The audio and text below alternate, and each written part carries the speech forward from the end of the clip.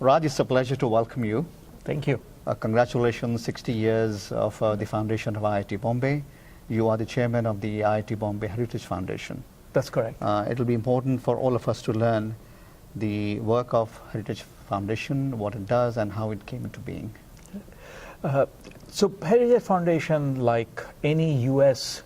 Alumni Association of Harvard, MIT, Stanford, we basically exist for two reasons.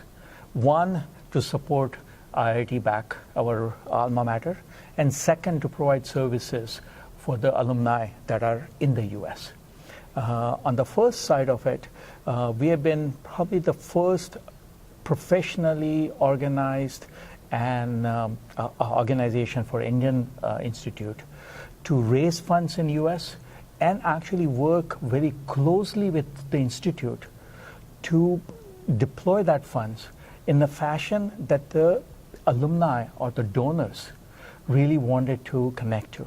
So for example, a lot of donors, like in the US also, a lot of donors have interest in helping the students. So we have now close to 700 scholarships that we give every year to students at IIT. Another good example like that is sports and extracurricular activities. So the number of donors came forward and wanted to actually build the best sports complex that exists in India. And again, the donor provided that funds. So are these donations sometimes specifically targeted towards like the ones you mentioned, the sports or academia, etc.? There are both kinds of donations. There are unrestricted donations, but we do campaigns. So the campaigns are around scholarships, campaigns are around helping faculty, what we call the young faculty. These are the new faculty joining IIT, and how do we help them kickstart their research? So we actually, for example, did a campaign around what is called the Young Faculty Funds, giving each young faculty a certain amount of money for them to do research. I think that's fabulous work. I was going to ask you that for my next question, because one of the pain points that I have seen being addressed by so many IITians here is that we do not have good research facilities, but you need good faculty to start research programs. Exactly. So you mentioned it is very, very interesting to learn that. So if you may expand on that to understand how then we are bridging that gap, because IITs have been obviously, well known, not just in India, but throughout the world. People like you, the products of that have done amazingly well in the US and around the world. But continues to produce those kind of young talent. So a good example is what happened yesterday. We had a whole day event under the name, and we have been doing this for multiple years, about 8 years or so, called Faculty Alumni Network. So this is the US faculty who also happen to be IIT alumni, working with the current faculty of IIT. This year, actually, we expanded that and included also the researchers from various corporations. So there were people from Google, Facebook, Apple, Tesla, who were working with the the Indian faculty to talk about 5 different areas. So we actually took 5 different topics: AI, sustainability, smart manufacturing, energy, to sort of see how can they do research together. So that's one example. The second example, what I talked about, was this the faculty, the Young Faculty Fund. The third example that we have done very regularly is we would fund U.S. faculty to come and visit various U.S. universities, mostly U.S., there are also European cases, to look at the best practices in certain areas.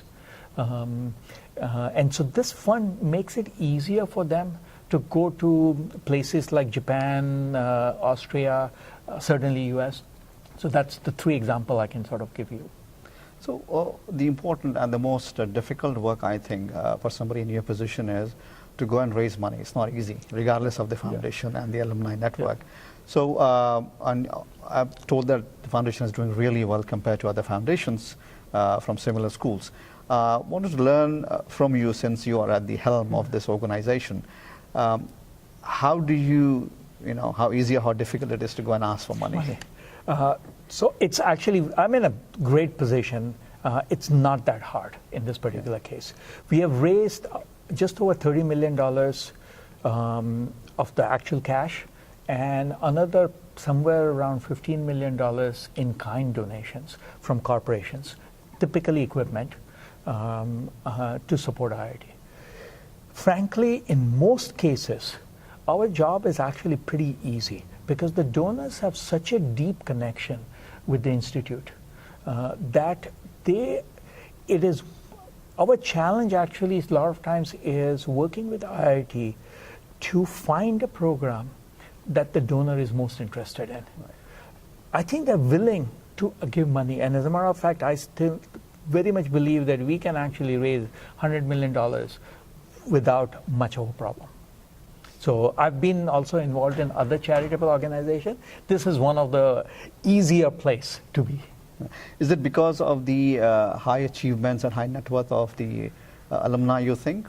Because there's some... fundamentally, I think it is because the alumni have a really deep emotional connection. So that's the difference. That is the issue.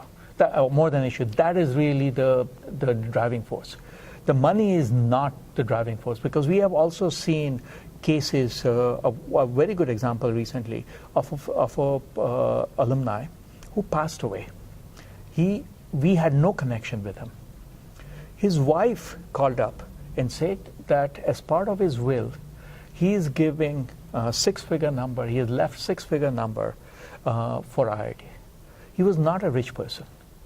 Wow. And he has done a PhD in the U.S. in one other university.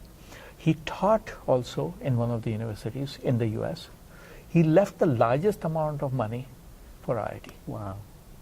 So to me, it's a situation where it's purely connection, right? Absolutely. It's the attachment. Absolutely. I think it's a really worthy cause, and I'm sure you have a lot of gratification at the end of the day when you... Yes, it is. It is, and it's personal satisfaction. I mean, just to talk about my personal life, right? Not only professionally, I grew up there. I even changed my career halfway through within IIT. I also, at the same place, I found my wife. So it's like more than my home. IIT is the place I go back to when I go to India. Right. But again, I think it's such an awesome job, and it's my pleasure to have you here and to be interviewed by me. It's a unique opportunity for me. But thank you for a fabulous job, and again, congratulations, 60 years of celebration. I appreciate that very much. Thank you very much.